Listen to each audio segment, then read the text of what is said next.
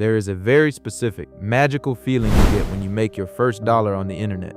And I don't mean getting your 9-to-5 direct deposit where the boss pig already took out taxes, parking fees, and a mandatory contribution to the company pizza party.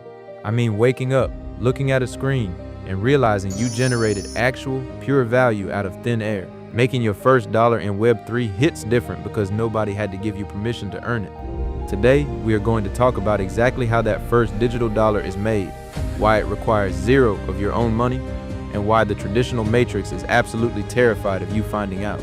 Look, you already did the hard part. If you've been following me, you know the traditional fiat paycheck is mathematically melting.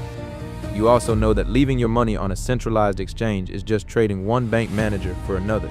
So you built your own 12-word private vault, and we exposed the ultimate scam. Standard apps farm your attention for free, while Web3 networks actually pay you for it. So right now, you are sitting in a perfectly secure, self-custodied vault, and you understand the cash flow engine.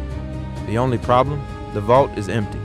All we need to do is catch that very first drop. So how does the first dollar actually get in there if we aren't spending any money? Think of Web3 like a brand new multi-billion-dollar arcade that is about to open to the public. In the traditional world, the boss pig who owns the arcade makes you pay an entrance fee, pay for the tokens, and then makes you watch a 30-second ad before you can even touch the joystick. But the Web3 arcade is entirely flipped.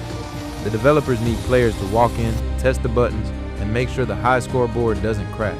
And because they don't have a massive corporate marketing budget, they incentivize you. They say, hey, come play our games for 20 minutes, and we will actually give you ownership shares in the arcade. It's called an airdrop, and it is the closest thing to legal digital wizardry on the planet.